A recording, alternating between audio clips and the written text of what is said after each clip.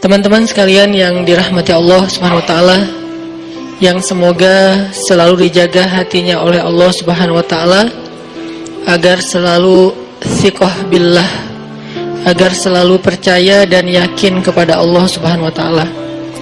Karena kelemahan kita itu berawal saat kita mulai meragukan Allah. Dalam segala dinamika hidup, kita selalu butuh Allah. Kita butuh Allah ketika Allah kasih kita ujian. Bahkan tetap kita butuh Allah ketika Allah kasih kita nikmat.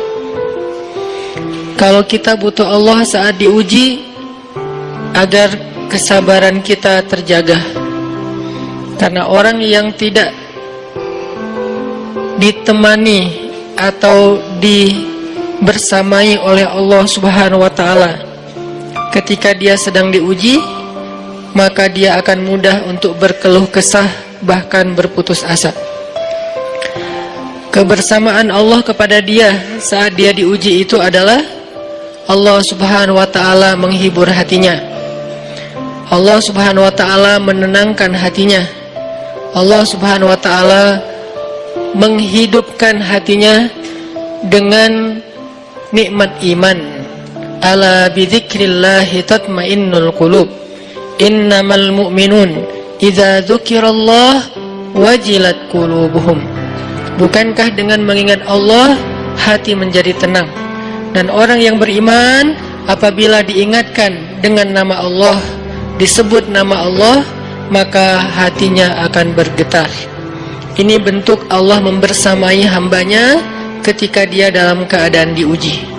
Allah menghiburnya dengan kalimat, alam yajidka yatiman fa'awa wa wajadaka dhallan fahada wa wajadaka ailan fa'aghna. Allah menghiburnya dengan kalimat, inna a'tainakal kautsar. Allah menghiburnya dengan kalimat, kalla saya'lamun summa kalla saya'lamun. Allah menghiburnya dengan kalimat, la tahzan innallaha ma'ana. Ini adalah ketika Allah membersamai seorang hamba saat dia dalam keadaan diuji. Allah membersamai hamba juga ketika dia dalam keadaan diberi nikmat. Karena tanpa itu, maka seseorang akan jatuh justru kepada dosa-dosa karena dia mendapatkan banyak kenikmatan hidup. Kalau Allah Subhanahu wa taala tidak menjaga dia saat dia diberi nikmat, maka nikmat itu justru menjadi jalan bagi dia untuk terjerumus kepada banyak dosa. Justru nikmat itulah yang menjadi penghalang bagi dia untuk mengingat Allah. Karena dia sibuk menikmati hidupnya, akhirnya dia terhalang dari mengingat Allah tepat waktu. Sibuk menikmati hidupnya, terhalang dari Allah untuk bangun tengah malam. Karena dia tidurnya larut. Kenapa tidur larut? Karena terlalu banyak yang harus dia nikmati sebelum tidur. Dia bisa makan-makan, dia bisa jalan-jalan, dia bisa ngopi, dia bisa ketemu teman, dia bisa belanja.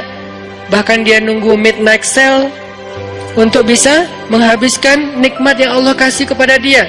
Sehingga akhirnya tidurnya terlalu larut, lalu dia tidak bisa bangun untuk menghadap Allah, curhat kepada Allah. Hal yang selama ini dia lakukan justru ketika dia diuji oleh Allah. Ketika diuji oleh Allah, mudah bagi dia bangkit tengah malam, curhat, sujud panjang, menangis dalam doa. Ketika Allah kasih nikmat, curhatnya hilang, malamnya lelap, sampai bahkan subuhnya juga kelewat. Ini kalau Allah nggak membersamai seorang hamba ketika dia diberi nikmat. Sehingga orang yang seperti ini, kalau dalam keadaan seperti ini terus-menerus dalam jangka waktu yang lama, nanti dia akan terjebak di dalam istidraj.